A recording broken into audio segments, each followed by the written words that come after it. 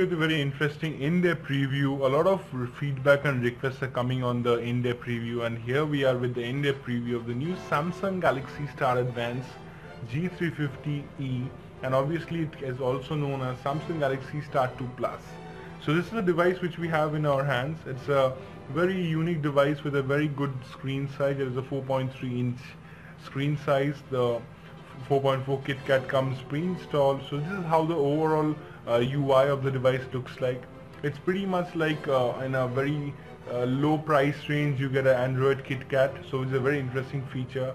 And to look at this device, I pretty much sometimes feel like it's kind of a Moto E kind of an interface that I'm getting, but not obviously the Motorola's interface, but the Android KitKat experience that we are getting on this device is absolutely good. So we are connected with the Wi-Fi on this device with my hotspot sharing from my iPad. So the first thing which is a con of this device is not having a 3G. It's running on GPRS and the Edge, so it's not having a fast 3G. But apart from it, if you are having a Wi-Fi at your home, or if you have any other device which can share up and using the hotspot, like what I'm using up my 3G from my iPad. So this is what the interesting feature is all about. So it's a very mid-level price device, and when it comes to the features, it has some excellent features like Android KitKat and some of the pre-installed applications from Google, like Google Chrome, and all these things comes pre-installed on the device, which is absolutely great package that you get out of the box on the Samsung Galaxy Star Advance. So coming to the UI, when it comes to your using the Chrome, it's absolutely fast and smooth. Not much to complain about when you're using the mobile version. And I'm just dropping my brightness a little bit just for you to see. It's absolutely smooth enough. The 512MB RAM is also good when it comes to using up this device, and it handles up almost all the basic works on your internet and for your browsing and all these things pretty good enough. The 512MB RAM is good. Not much to compare about, not much to complain also with the 512MB RAM. Looking at the price range what Samsung is giving is also quite compatible with some other mid-level brands or mid-level devices which comes in comparison with this. But overall, when it looks on the device, it's a very good device with a very interesting price features, and the price range also is a pretty good thing when it comes to using the Samsung Galaxy Star Advance.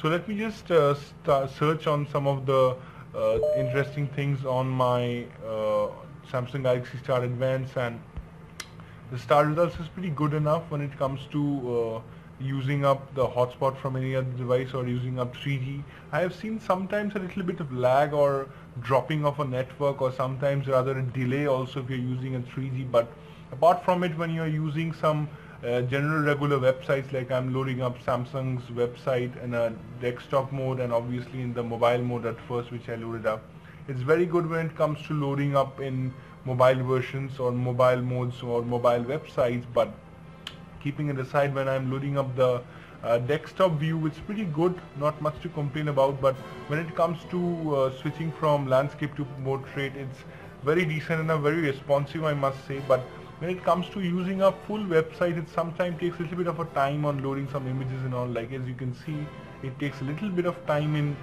zooming out, or tap to zoom and pinch to zoom features is also pretty good, and sometimes take a little bit of a lag. But looking at the price range what this device is offering is absolutely fantastic.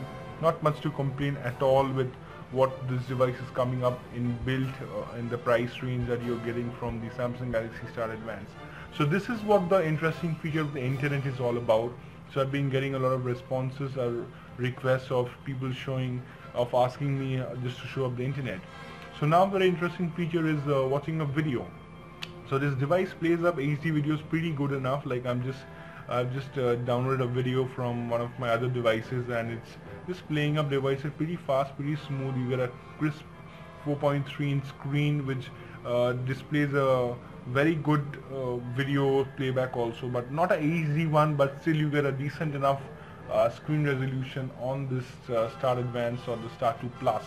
So not much to complain about when it comes to screen size. It's overall a very good experience watching videos, and it also has a very good viewing angle as well. If you are just tilting a device, or if two of your friends or one of your friends is watching a video on this device. So we have covered up the internet, we have covered up the video part. Now let's jump to the Antutu benchmark, which is a very interesting feature which shows up almost what the features of the device is all about and all. So just a quick specs. This device comes with 4GB of internal memory, out of which about 2GB is available. 512 RAM is on the device, and 1.2 GHz processor is what we get. So now looking at some of the Antutu benchmark results, this device scores about let me see, this device scores about 7200, which is very decent enough. I'm having some of the background applications is also open. Now if I go to the details, you can see 7196. You can see the specifications or the results of the CPU usage, the RAM and all these things.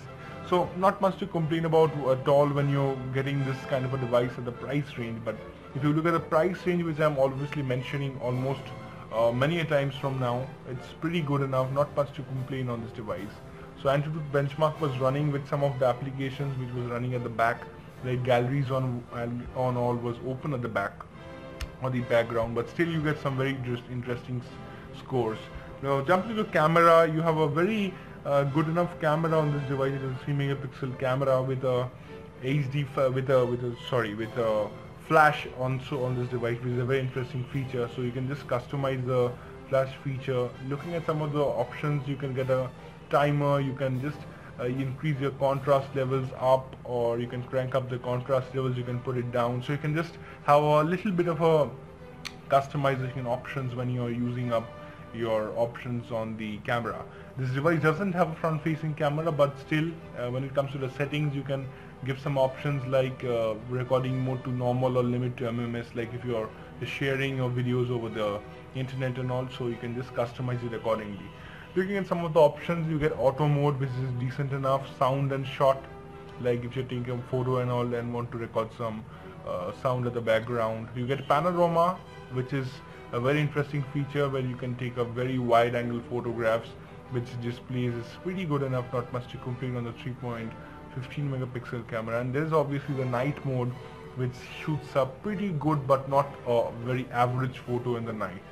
So let me just quickly take a photo and show you guys what is it all about when it comes to seeing the photos on this device.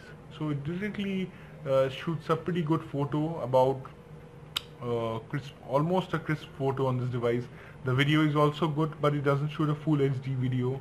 It shoots about mid HD video, the standard definition videos on this device, which is not much to complain also when you're getting this kind of a device with a LED flash, with 4.3 inch screen, with a 3G, not a 3G connectivity, but you're getting a edge connectivity, the Wi-Fi and all these things. Not much to complain at all when you're looking at the price range. And obviously from the makers of Samsung, not much to complain about from some of the small things, but apart from it, it's a very fantastic device. Not much to complain at all on the Samsung Galaxy Star Advance. So on this video I've covered up the internet and the video part, the benchmark and the camera, which is a very interesting feature. So if you look at the pros, it has some very good screen size, the overall interface is good, you get a KitKat, and also some of the, looking at the cons, you don't get a 3G and not a front facing camera if you're a selfie addict. So that's it pretty much. I hope you liked it. Give us a thumbs up and subscribe to us on YouTube. Stay tuned to us for all the upcoming videos, and if you have any questions, put them in the comment section below. I'll try and to answer them for you. Thanks so much for watching. I'll see you in the next video. This was Ray signing off. Thanks so much. Bye bye.